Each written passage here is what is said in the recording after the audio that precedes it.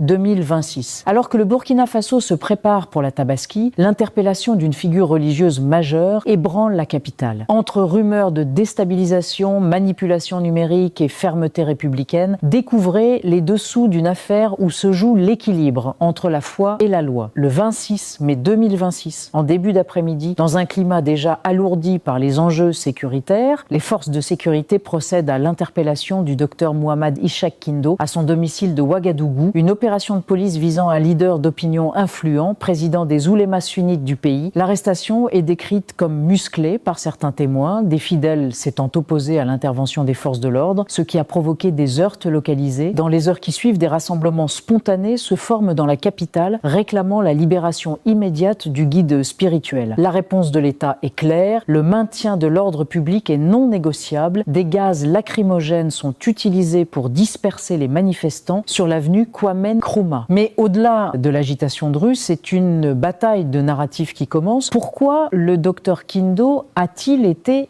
arrêté? Quels propos ont pu justifier une telle mesure à la veille d'une fête sacrée? Pour comprendre, il faut remonter 2 mois plus tôt, au cœur de l'appareil législatif burkinabé. Tout commence le 19 mars 2026, lors d'un conseil des ministres présidé par le chef de l'État, le capitaine Ibrahim Traoré. Ce jour-là, le gouvernement adopte un texte fondamental, un avant-projet de loi relatif aux libertés religieuses. Pendant trop longtemps, l'exercice des cultes au Burkina Faso a évolué dans ce que le ministre d'État Émile Zerbo appelle un vide juridique. Ce flou a permis des dérives, notamment une confusion croissante entre l'espace public et la pratique religieuse privée. L'objectif de cette loi n'est pas de restreindre la foi, mais de consolider la cohésion nationale et de garantir que la ferveur religieuse ne vienne pas troubler l'ordre public, les piliers de la réforme. La loi interdit désormais l'implantation de lieux de culte dans les services publics, l'État ne pouvant ériger des mosquées ou des églises pour chaque confession dans chaque bureau. Il opte pour une neutralité stricte afin de préserver l'égalité de tous devant l'administration. Seules exceptions, les hôpitaux, les prisons et les casernes militaires, pour des raisons de prise en charge spirituelle des personnes ne pouvant se déplacer. Règle d'urbanisme, l'implantation des lieux de culte doit désormais respecter des critères stricts pour éviter les nuisances sonores et les occupations anarchiques de la voie publique. Le texte prévoit des sanctions fermes contre les propos haineux et discourtois, particulièrement ceux diffusés sur les réseaux sociaux. Cette loi est une réponse à la montée du radicalisme. Mariam Sanogo, directrice générale des affaires religieuses, précise que le texte a été réactualisé pour faire face aux discours de haine en ligne qui menacent de fracturer la société. Pour le gouvernement, il s'agit d'un jalon crucial pour la protection du modèle de laïcité. Le docteur Mohamed Ishaq Kindo est une figure centrale de la communauté sunnite. Il est une autorité morale indiscutable au Burkina Faso. Docteur en sciences religieuses, obtenu en Arabie Saoudite, il occupe le poste de vice-président et coordinateur du Conseil des oulémas du mouvement sunnite du Burkina Faso et collabore étroitement avec la Fédération des associations islamiques du Burkina. Il est important de rappeler qu'en 2022, le docteur Kindo tenait un discours exemplaire. À la télévision nationale, il appelait les imams à la responsabilité, les exhortant à ne pas diffuser de messages pouvant conduire à la division sociale. Il se positionnait alors comme un garant de la solidarité nationale face à la menace terroriste. Ses prêches en langue morée et en arabe ont régulièrement exhorté les fidèles à la paix, à la tolérance et à la coexistence pacifique. Les rigoristes sunnites du MSBF comptaient d'ailleurs initialement parmi les soutiens populaires du capitaine Ibrahim Traoré lors de son arrivée au pouvoir. Cependant, en 2026, un glissement s'opère. Ces interventions deviennent plus critiques, voire frontales vis-à-vis des autorités. 2 jours avant son arrestation, un enregistrement audio qui lui serait attribué circule massivement sur les réseaux sociaux. Dans ce message, il s'en prend directement à la loi du 19 mars. Ce changement de posture interroge. Pourquoi un leader qui prônait la cohésion se met-il soudainement en travers d'une loi visant justement à réguler l'espace public pour le bien de tous? Pour les analystes, ce revirement coïncide avec une période où des influences extérieures cherchent à utiliser la religion pour fragiliser les États en transition vers leur souveraineté. Mais pour les organisations de défense des droits humains et les fidèles du MSBF, ce rejet de la loi n'est pas un revirement opportuniste, mais une réaction position de défense communautaire face à ce qu'il juge être une dérive autoritaire et une restriction abusive de la liberté de culte. Le point de rupture est atteint avec la diffusion d'un prêche où le docteur Kindo compare le sort potentiel des autorités burkinabées à celui d'Abu Jahl. Le docteur Kindo évoque la figure d'Abu Jahl, personnage connu dans l'histoire de l'islam pour son opposition aux premiers enseignements du prophète, mort tragiquement lors de la bataille de Badr. Pour les analyses du discours, cette comparaison suggère que si les autorités ne retirent pas les mesures d'encadrement religieux, elles s'exposent à des conséquences historiques tragiques. Cette prise de parole a été interprétée par les services de sécurité, non comme une simple critique doctrinale, mais comme une mise en garde pouvant être perçue comme un appel à la contestation du cadre républicain. Par ailleurs, le discours aborde la notion de vivre ensemble, une valeur centrale de l'État burkinabé. L'imam y exprime des réserves sur la forme actuelle de cohabitation prônée par les autorités, allant jusqu'à utiliser l'expression de paix satanique pour qualifier une entente qui obligerait les différentes croyances musulmanes, chrétiennes, animistes ou kémites à se valider mutuellement au détriment, selon lui, de l'intégrité de sa propre foi. Il affirme que l'islam a une vocation de confrontation idéologique avec les autres cultes, une position qui entre en collision directe avec le projet de neutralité confessionnelle de l'administration. Face à ce qu'il perçoit comme une menace pour l'unité nationale, le chef de l'État a choisi la voie de la fermeté institutionnelle. Lors de son message à la nation pour la fête de la Tabaski, le capitaine Ibrahim Traoré, tout en rendant hommage aux forces engagées au front, a tenu à clarifier la ligne rouge de la République. Sans nommer personne, il a averti que toute tentative visant à troubler la marche du pays ou à fragiliser le moral des troupes combattantes serait traitée avec la plus grande rigueur. Le président a souligné que chaque citoyen, quel que soit son statut social ou religieux, doit assumer l'entière responsabilité et toutes les conséquences de ses actes s'ils portent atteinte à la stabilité du pays. Pour le gouvernement, il ne s'agit pas d'un débat sur la foi, mais de la préservation d'un espace public où la loi reste le seul arbitre garantissant que la diversité religieuse demeure une force et non un levier de division nationale. Cette posture réaffirme la souveraineté de l'État face aux influences, qu'elles soient intérieures ou extérieures, qui pourraient détourner la ferveur populaire des priorités de défense du territoire. Dès l'annonce de l'interpellation du docteur Kindo, le 26 mai 2026, l'espace médiatique burkinabé est devenu le théâtre d'une manœuvre de déstabilisation particulièrement sophistiquée. Dans la nuit qui a suivi l'arrestation, un document d'apparence officielle a inondé les plateformes de messagerie et les réseaux sociaux. Ce document, frauduleusement attribué au procureur du Faso près le tribunal de grande instance Ouaga 2, annonçait le décès de l'imam en détention. Dans un contexte de ferveur religieuse et de tensions sécuritaires, une telle nouvelle n'était pas une simple erreur factuelle, mais un levier capable de déclencher des troubles civils majeurs. Face à cette menace contre l'ordre public, l'État a réagi avec une célérité et une transparence notables. Le mercredi 27 mai 2026, le procureur général Sawadogo Désiré Pinguedouandé a publié un démenti formel en déclarant sans ambiguïté que ce communiqué était un faux, n'émanant d'aucune autorité judiciaire de son ressort. Le parquet général a immédiatement coupé court aux tentatives d'embrasement de la rue. Pour les autorités judiciaires, ces actes relèvent de la cybercriminalité. La justice burkinabé a ainsi rappelé que la liberté de communication ne saurait servir de bouclier à ceux qui diffusent de fausses informations de nature à troubler la quiétude sociale. Des instructions fermes ont été données aux services de police judiciaire pour mener des enquêtes systématiques afin d'identifier les auteurs, mais aussi les complices et ceux qui partagent ces publications malveillantes. Cette gestion de